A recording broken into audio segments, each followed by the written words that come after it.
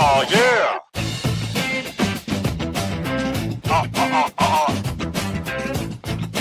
Politics, more like politricks with your polipricks. Oh, yeah.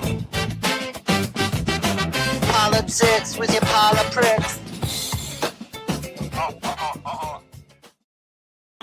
Look at that. Politics. After 8 shows, I finally shortened the intro, so we're not listening to the entire thing every time. And I really wish you would shorten my vocals. All of it? Yeah, I can it's tough for me to. It's tough for me to listen to myself. It puts me back in that space in my car after working out at the gym, and then just saying like, okay, I'm going to lay all this down. There's no way they're going to use any of this, and then boom, there it is. I used all of it. Yeah, Literally all of it. Literally every single thing that you did was on there. All gold. Well, welcome to Politics. John Odermatt is not with us today. He's taking care of a family issue, so we wish him the best. I'm sure he'll be back, mustached and all, hair parted beautifully. You know, you can't keep a good hair part down. That's what we say around these parts. So, as I titled this episode, these sexy spies are getting into here. It's apparently sexual warfare. It's full-blown sexual warfare going on right now in Silicon Valley. And I don't know how new this has been. I just saw Elon Musk shared this article, which is from, I think, like the Telegram and I don't know, really, who cares? But he shares this article, and it says that there are the sexiest spies from China, from Russia. We all know they can put out some pretty sexy spies. Ask that politician Swalwell, Eric Swalwell. Yep, good old Fang. How did he keep his position on anything is beyond me. But Right. These sexy Russian and Chinese and maybe Israeli spies are coming into our Silicon Valley boys. They're spreading their legs. They're getting birthed. They're getting inseminated. They're marrying them. They're having children and still stealing secrets. Gentlemen, what are your thoughts on this new revelation that you can marry somebody and they can still be a full-blown spy? I mean, my wife is from New Jersey, and now you got me questioning whether or not she might be stealing whatever secrets that I have. I think just like in general, it's pretty interesting because, like, you know, I would imagine that like Silicon Valley guys, very successful men, they each have like their own thing that they're into, and then like the type of research that like the Chinese and the Russians are doing on them, like I really, this might be a little controversial. I love white chicks. I'm all about the white biddies. All about them. I love them. I got the best one. I locked her down, right? You know, you start sending me some girls that I'm not into, like I might be able to keep like my business safe, the country safe, but I'm going to be breaking some hearts, you know? I mean, how is the spy going to think about that?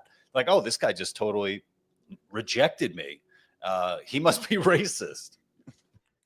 Well, I wonder, feels like, oh God, Ron. Oh, I was just gonna say, it feels like for the dude, like it's like the Truman Show, like what's real in life? Like, do you? And then she just starts reading off an advertisement for a cocoa drink, like that. That's what I think a lot of these Silicon Valley guys now are probably thinking, right? They must be. Yeah. Well, I'd be like, honey, why are you tattooing what looks like to be schematics for the microchip I'm working on our baby's forehead? She's like, I just have to take him home, show my parents. Okay. Well, here's something. I mean, let's think about it, right? You know, how many guys are there in Silicon Valley? Now, how many guys are there that would be targets of this, right? It should be pretty easy. It should be pretty easy, though, to have an Excel sheet with like all these guys. You're like, oh yeah, he married a spy. He married a spy. She's definitely a spy. She's definitely a spy. I mean, it should be pretty easy to know like who's who. How do you address that though? You know? Well, I mean, that's the question, right? Because look, I understand if I'm a tech dork in Silicon Valley, number one, I'm exclusively dating spies. Why would you bother dating anything else? I mean, you're getting the hottest possible chicks that are going to bend over backwards to make you happy. Spies.com should be like the marketplace. It should be like a dating website, like it will be like spy-versus-spy.com, ispy.com, from Russia with love.com. All of these should be spy dating websites. And all it is you gotta pump them and dump them. You got to learn to hide false things around your house, like have a book that's got a secret compartment in it with just lies that they can find. It's kind of like actually being married as I am currently, if I'm being honest. You gotta have false flags everywhere around your house so your wife doesn't know what you're really doing. It's the exact same. They're training themselves for a real marriage. I'm just thinking about all the pregnant spies out there and whether or not they're really pregnant, or that's just like, that's just part of it. Like actually inside their uterus is like all like recording devices. And then he puts his head on the baby, on the woman's stomach to hear the baby, and all you hear is turn tape over. Yeah, he has a reel to reel inside, inside the wife. Guy's going down on her and ends up with a bunch of microfiche stuck to his tongue. Yes. Hey, how many spies do you think Elon's been with? Because I mean, he's got kids all over the place, right? I mean, he's got like 30 kids. Yeah. At this point, considering how many non-spies he's had children with, it's got to be 50, 70. I mean, he retweeted it. And he was like, if your chick's a 10, you're an asset.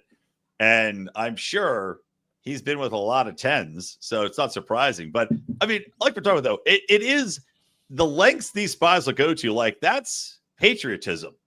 That's how you make your country great again, is by being so committed to the art of spying that you are willing to marry and commit your life and have children, rear those children, and live that life only to go back and be like, gotcha. Like that's a level of disconnected humanity. But I guess you probably bring the children home with you. Like if you're a spy and you've impregnated yourself with knowledge and sperm, you can bring those children back to your home country, and they're probably gonna be like, great, we'll naturalize you. Here you go. You're good. We'll give you a little a nice house. You can have a cut of the stolen secret money. Like that's probably a pretty good deal. I'm thinking about the disconnect.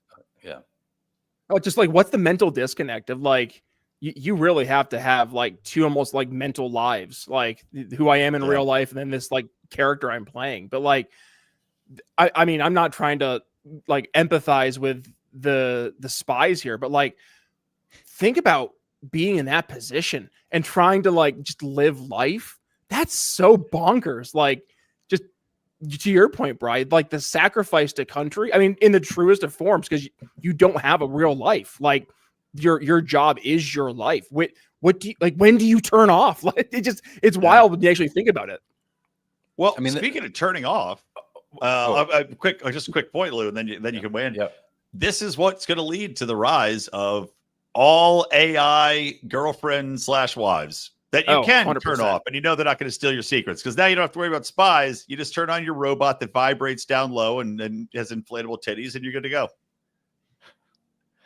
I'm wondering, like, about that, like, the disconnect and also being in character. There's got to be a point where, the spies are like, oh, I have to start a fight with my Mark at least once a week. I have to bring something up from 3 years ago just to make him think that this is a real relationship, right? You have to do so much research into being a true pain in the ass. Yeah. Or like, that'd make be it funny. authentic. That'd be funny if like all they know about, like American wives is what they've seen on like sitcoms. So it's like, okay, you have to be the annoying shrew who doesn't have sex with the husband and complains all the time, and see how that works out. They're always all these Chinese spies are stopping for applause breaks in the middle of interacting with their marks. They're like, oh, I forgot. This is not shot in front of a live studio audience. Why do you keep saying that? Nothing. I love you. Oh, God damn it. Give me a spy wife. Well, if there are any spy wives out there who want to call in. Oh, this isn't that kind of show. My bad. Although they would find a way to call in. Oh, absolutely. They're I've obviously marking us. It's just that we're not making enough money off this show yet. Yeah. But soon, well, we'll become marks for these people. Well, Once now we we're start going to get having our own valid guests. royalties for the theme song. So we're going to be making bank there. Yeah, baby, you know it. All right. Anything else on this topic, or should I move on to the next? The spy who shagged me. That's my there you go. Parting thought. There we go. Well, in a perfect segue into from Russia with love to from Russia with hate, I have I'm so confused right now with Donald Trump in general. My everyday understanding of Donald Trump is zero because he constantly is saying things and flipping. Like I was having a conversation with a very liberal friend of mine, and to her credit, she texted me. She's like, "What do you think of Trump's tenure so far?" And I'm like, "I don't know. I don't know." Because every day he says one thing and does the other, and then he flip-flops on it, and then he throws out some crazy bullshit and then does something else. So I don't know, because I have no idea what to make of anything, and neither does anybody else. And that now is being on full display with this latest Trump, Putin, Russia stuff, where he had a meeting set with Putin. Then news comes out, and he goes, that meeting's off because Rubio had a conversation with their, Secretary of State or whatever it was, and it was a very productive call, so there's no reason to meet. This was yesterday. And then today, he's like, you know what? Double middle fingers, eat this cock, Russia. We're ramping up the sanctions. And I'm like, what was productive in the call then? I don't understand what is happening. Do you? I'm trying to think if I've ever like negotiated a deal. So I'm probably not the best person to go to when it comes to this, but I wonder how much of this stuff is like, okay, this is what we're going to put out into the public, and this is what we're really saying behind the scenes. And, to that point, I wonder, I mean, there's a number of things that, obviously Trump has done and said, not only about, foreign leaders, but also about people, Ted Cruz, calling his wife a foul ball and saying that your dad assassinated JFK, where it's like being able to put that personal shit aside in order to be able to say like, okay, well, there's a bigger reason why, why we're here in this. And I don't know what kind of, personal relationship Putin and Trump have, but I do wonder if, they put out a lot of the, what's it, blustering, kind of language. And then behind, closed doors, they're like, okay, let's make this deal happen. I feel just Trump's annoyed, right? Like that's just the vibe I get in general. He's annoyed with the situation. He's annoyed with the lack of progress. I think there was a belief on Team Trump that he could just walk into the White House and just basically like have this resolved in a month or so. And I think he's finding that like, and I'm saying this as someone who I think that this entire conflict has been goofball from the beginning, especially us giving hundreds of billions of dollars to Ukraine, right? Like that's just insanity. But I think there is a realization that Russia is not a good faith actor, right? Like when you're going into negotiations, you want to make sure that you're entering into a negotiation with someone who they are entering into that negotiation in good faith. So you both are kind of like, you're putting it all on the table. You're having an open dialogue. And I think Trump is starting to realize that former KGB agent Putin, that he's not a good faith agent, right? Like he's always going to take his country's interests in the priority. And I mean, we get that because I think we would expect the same from Trump, right? But like, I think this is where Trump is just getting annoyed because in the business world, I mean, he was kind of the bully and he was able to bully people into negotiations and in deals where if he did not come out on top, I mean, it was written very favorably for him, right? And I think he's realizing he can't do that on a national scale because there are other bullies that are out there too who also have, countries that they can leverage for their negotiation. And this country just happens to have a whole treasure trove of nukes. So,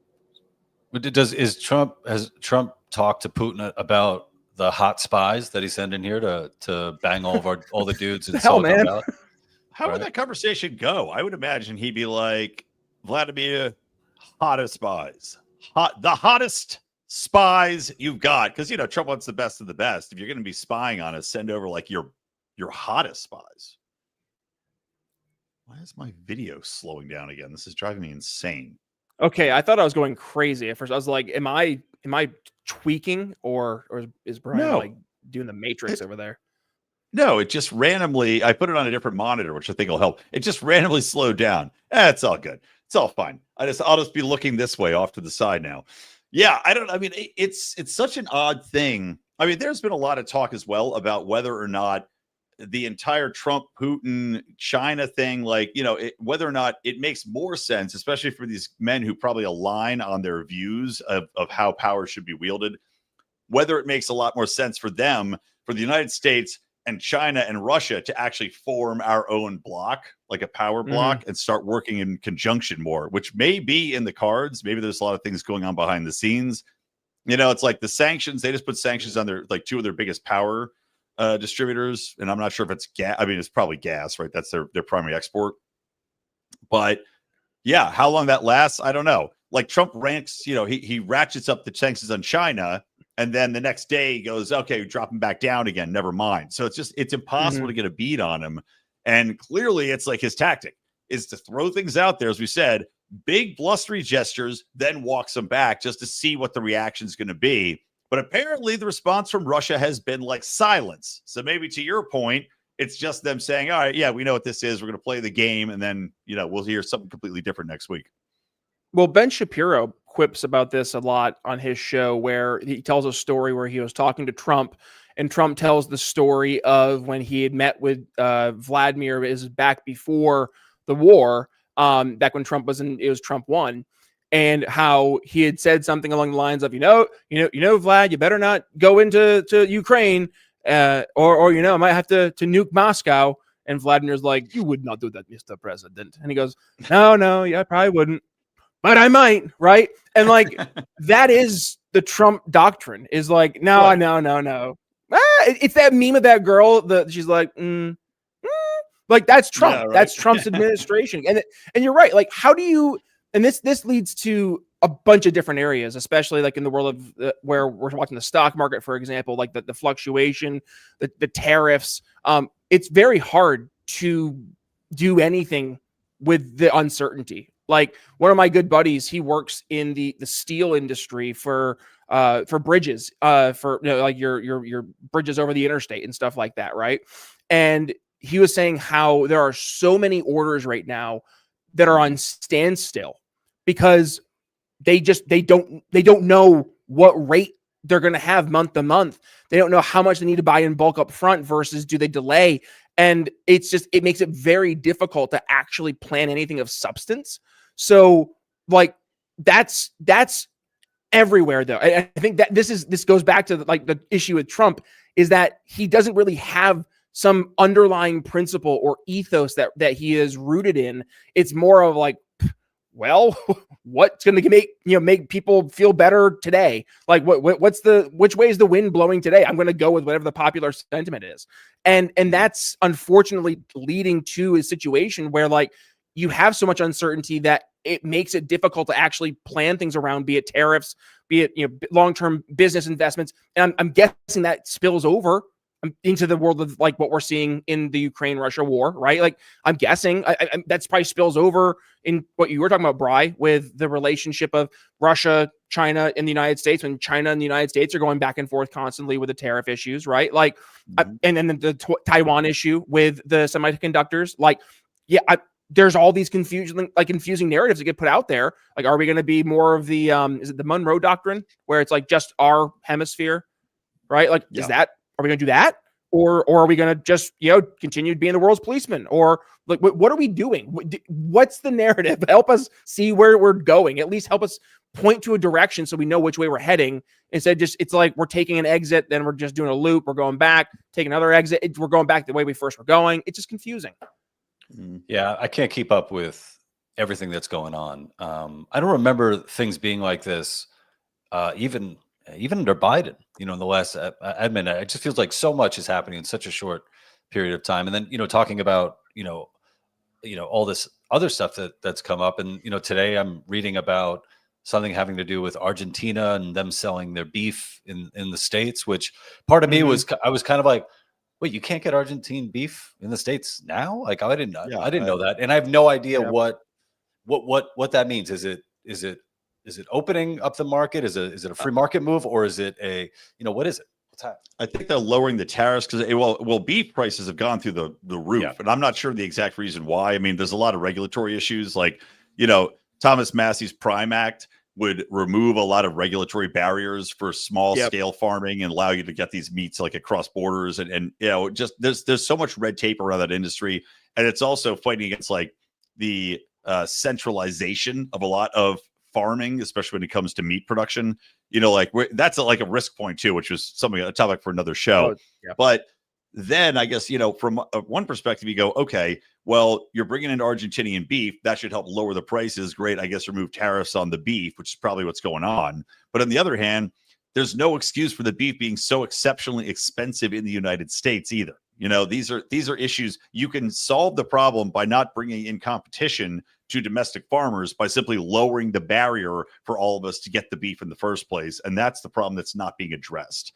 So I think what happens there, Brian, right there, like I think that's the problem though, is because Trump views it as a tool, right? It's a tool in the tool belt. So why get rid of the tool?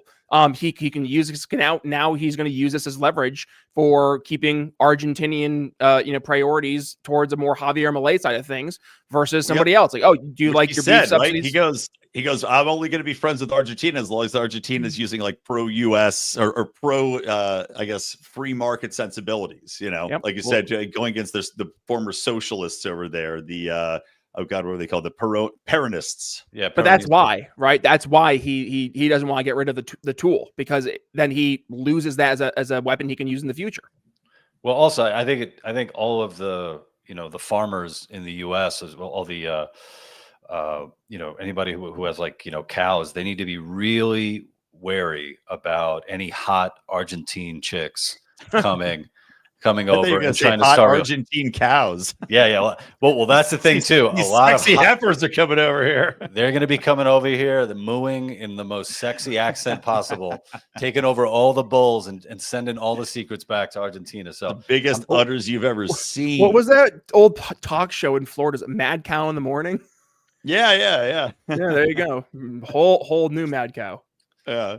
All right. Well, another perfect segue into heifers.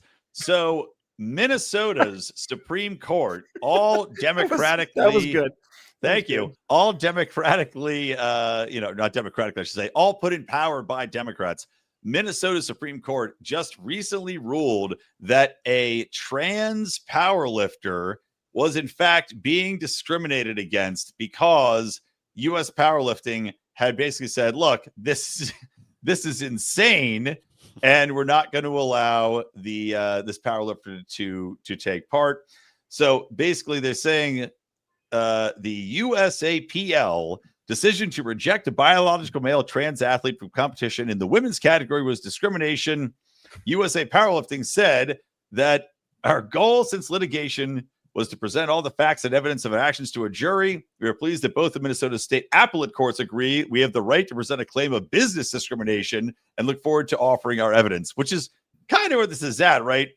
Past simply the idea that, by the way, so the trans athlete J.C. Cooper sued in 2021 for discriminating against him/her under the Minnesota Human Rights Act.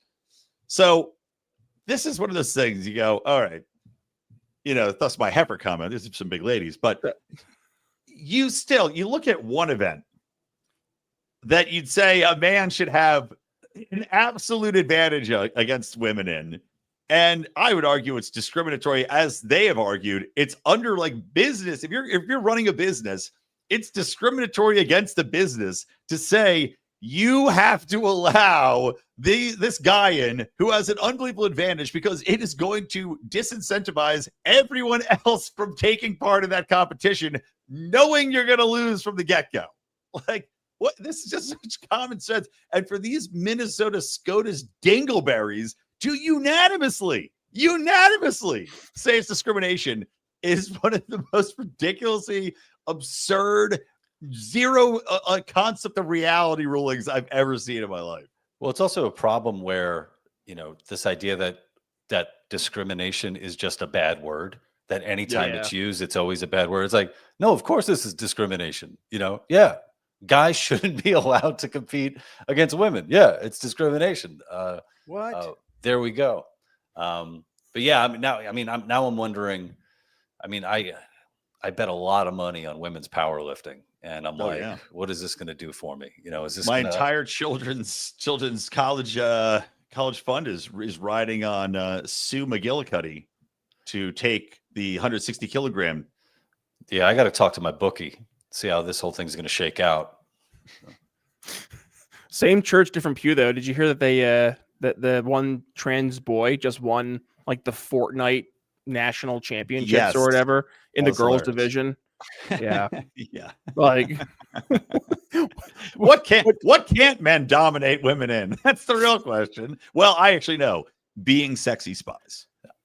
Well, and it's hilarious because like, didn't they just have a whole argument over on the Senate back like 3 weeks ago with Pete Hegseth about the new standards in the military and how it's going to be discriminatory? It's like against who? Women? Oh, why? Because there's a biological difference? What? Like I don't understand how you are legally allowed to make two contradictory arguments at the exact same time. Like how is there not a legal remedy to that as a lawmaker? Like, what? This is just bonkers. You have to at least be able to define your terms and then be consistent in them so we all know what we're actually talking about here, because words matter. Yeah, absolutely. Well, and that was one of the more insane things too. When you think about, like, I was just talking to somebody recently about this. When you think about the effect, all right, if you don't have a standard, a one solid standard, which applies across men or women, right? So that's anti-discriminatory, but that's the standard. And if women can't meet it, tough shit. If you lower that standard for women, essentially, it reminds me of like, you're having a person that is unable to keep up, unable to carry as much, unable to walk as fast, run as fast. So you're endangering the rest of the squad, say in a military department, in a military sense, if you're in the field. Yep. And I compared it to the Vietnamese during Nam, right? They would dig a pit and put bamboo sticks in it covered in human feces called punji pits. And the goal was not to kill people. It was just to slow them down, because you'd step in the pit, it would cut your leg open and infect it. And then the entire squad would be slowed down, waiting for you or carrying you. That exact same thing would apply if you lower the standards so that more women can take part. You have de facto punji pitted your entire squadron by slowing them down for that person. Like, it's nonsensical. And to your point, it's not discriminatory to have one solid standard. And then, for them to argue that the women, it's just, it's nothing about it is coherent. Nothing about it's logical or reality based in any of these circumstances. It's kind of messed up though. I mean, out of all the sports, it seems like powerlifting is the one sport where it's easier for trans women to pass. Like, kind of, So have you seen Brock? Sorry, ladies. Have you seen Brock Lesnar's daughter? Yeah, I'm not saying a damn thing. I am not saying a damn thing about Brock Lesnar's daughter. I'm not saying it in a mean way, but she definitely gets a lot of her genetics from her dad. Absolutely. Well, you know what? She's engaged. She's straight, and she's like a football player too, right? Yeah. Can you imagine the kids they're gonna produce? It's gonna be unreal. Can you imagine being their neighbors and every time they bang, you think an earthquake's happening? Like, get in the doorways, kids. The Lesners are at it. I bet he has to take her name.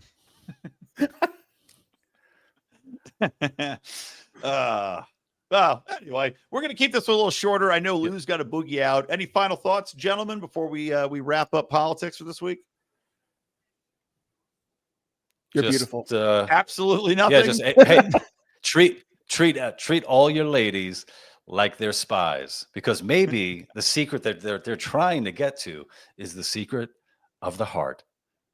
I wonder, like up in Utah, where in Salt Lake they call it the Silicon Slopes, because it's turning into more of like Silicon Valley 2.0.